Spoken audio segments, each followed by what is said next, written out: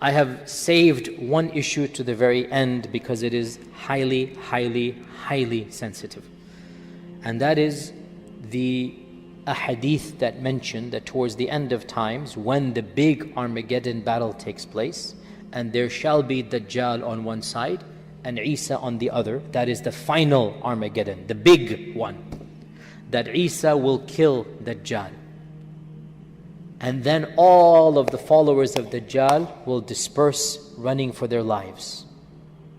Many of them will be from that group. And they will try to save themselves by hiding.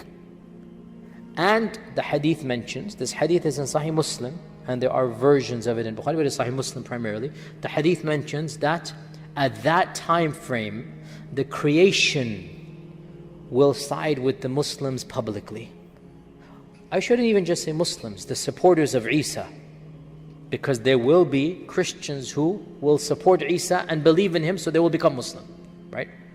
And for all we know, there might be Yahud as well, who will choose at that time to be with the truth. The hadith don't mention that all of them will follow. It just says the majority of his followers will be from there. There's a difference between the two. So, the hadith mentions that every tree and every rock will say to the believer, come, there is that person behind. Come, and he is hiding. So that there is no use to hide. There's no use to hide anymore, because the creation of Allah will publicly humiliate and say, oh, he's hiding here, come and deal with this person.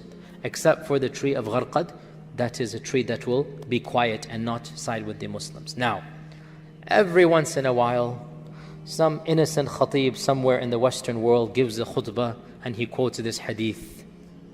And memory jumps on him. You know what memory is. If you don't, then alhamdulillah for you. Or Fox News jumps on him. Or Pamela Geller jumps on him and takes this small clip and goes viral with it. And says, oh, this is an anti-Semite and he is calling for the destruction and he is Hitler version 2.73 and he is this and that. Bring him back again, right? So it becomes problematic to quote our own tradition because accusations of anti-Semitism come. And a few years ago, there was a University of California would host the MSA, uploaded all of the books of hadith. Once upon a time, if you ever did a Google about hadith, the first one would be the University of California. One of the MSA brothers, he uploaded all of the hadith collections, and it was a great resource. Obviously, these guys found it, and they found these ahadith in Sahih Muslim. And they said the university is anti-Semite, or it is hosting anti-Semites. It's hosting Sahih Bukhari, Sahih Muslim, right? So the university, it was a big scandal. The university had to get involved. The MSA had to edit and censor Sahih Muslim. Sahih Muslim had to cut a hadith if they wanted to host, and eventually the whole thing was pulled. There is no longer the hadith collection on their website. It's gone. It's gone.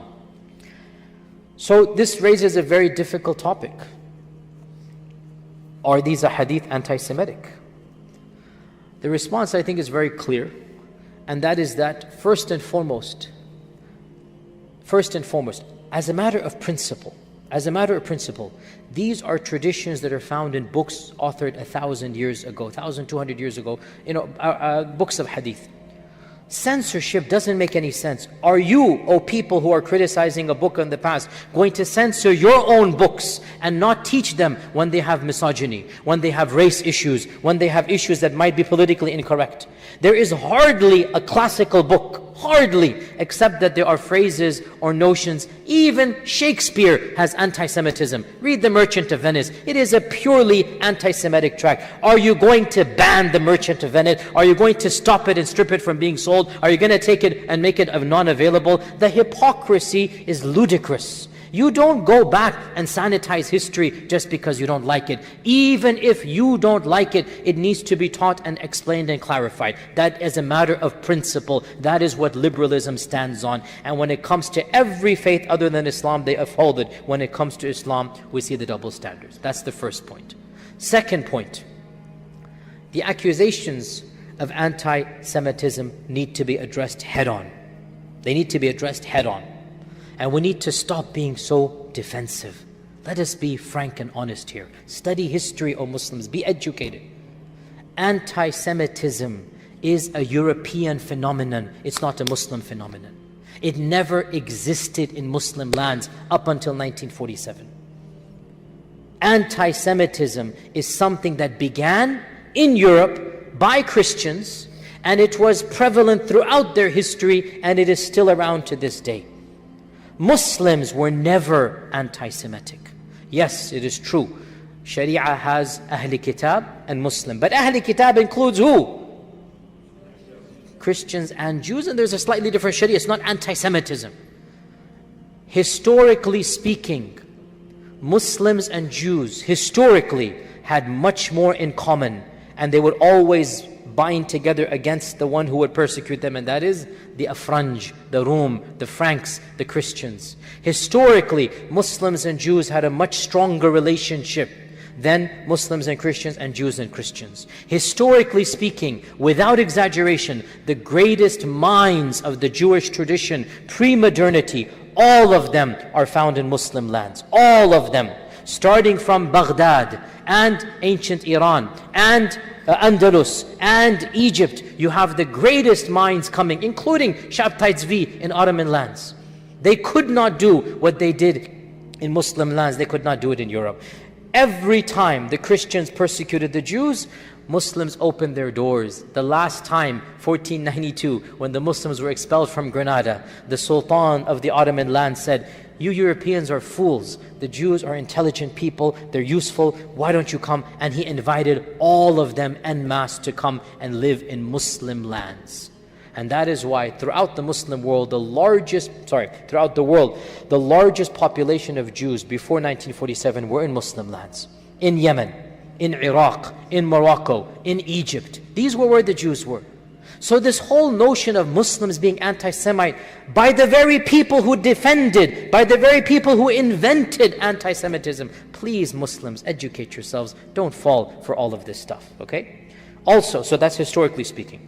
Also, now let's get head on. Okay, so we talked about historically. Thirdly, let's get to the issue. Okay, well the hadith do mention killing. Let's be honest here.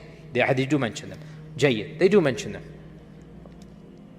Let us realize these hadith, they are predictions, not prescriptions. Big difference. They're predictions, not prescriptions. They're telling you what's going to happen. They're not telling you it is allowed to do it. So, if you believe in these predictions, you believe that stones are going to talk. I believe they're going to talk. But the people who criticize us don't. If you don't believe 90% of it, then why are you believing the 10%? These are predictions of the end of times, of Armageddon, what's going to happen, the apocalypse, the end of the world. If you believe that trees are going to talk, if you believe there's something called the Antichrist, if you believe there's something called the coming of Christ, well then, if you really believe that, fight on the side of truth, not on the side of evil. End of story. If you don't believe it, these hadith are not telling Muslims to do anything. It's describing what's going to happen towards the end of times. And therefore, if you choose the side of good and not the side of evil, you're not going to have this issue. So the bottom line, we don't have to worry about this charge of anti-Semitism. We need to educate ourselves and challenge it head on. These are not anti-Semitic hadith whatsoever. It's merely describing a battle towards the end of times, the forces of good, the forces of evil. Those who choose the forces of evil will have to suffer the consequences. Simple as that. You don't believe in this battle, then don't quote 10 phrases or 10 words and ignore the 100-word hadith. Don't quote that one phrase about the tree is going to say and ignore the whole context. That's being hypocritical. No scholar derives sharia from this. And again, to be brutally honest and blunt here, when the Holocaust was taking place in multiple places in the world, Muslims stood up to defend. Muslims stood up to help those that were being persecuted. This is a fact. The Muslims of France, the Muslims of Morocco, multiple places, they helped the Jewish people. And I have visited those places, Auschwitz and Dachau and others. And I will tell you honestly, and this is a reality that Allah knows, if I were alive at that time frame, I would have thought it is something that Allah will reward me if I were to protect these believers from that evil that was taking, believers in Allah overall, from that evil that is taking place. What happened afterwards, 1948 onwards,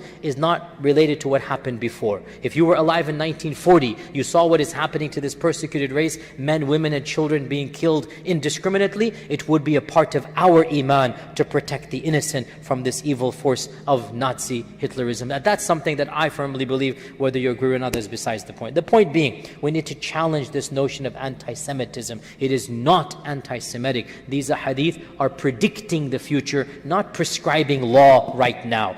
Law tells us we protect minorities. That's what law tells us. Even in an ideal Islamic state, history proves that we protected those minorities. History proves that they flourished, the Yahud flourished under the lands of Islam like they did not flourish until the advent of modernity in Europe. They were not allowed to do what they were in Muslim lands. So we deny this accusation of anti-Semitism from its complete, as we said, number one, the issue of hypocrisy and double standards. Number two, historically speaking, where did anti-Semitism come from? Number three, the Muslims and the Jews and the relationship. Number four, these hadith are descriptions of the future, predictions, and not what? Prescriptions, not prescribing what is to be done. So there is no anti-Semitism whatsoever, and we Muslims cannot be anti-Semites because our Prophet ﷺ was a Semite, Ibrahim was a Semite, the majority of Semites are Muslims. How can Muslims be anti-Semites? Yes, we can be anti-Zionists, and we are anti-Zionists, but we are not people who hate Jews and Christians. No. There's a difference between Judaism and Zionism. Muslims, be careful. Never criticize Judaism en masse unless it's theology. We can criticize aspects of theology. Jews, there are good and bad people amongst them. Christians, good and bad. Zionism as a movement, you have Christian Zionists, as we explained. You have Jewish Zionists. You have atheist Zionists. And we criticize Zionists, but not people of other faith traditions. They're Ahl Kitab.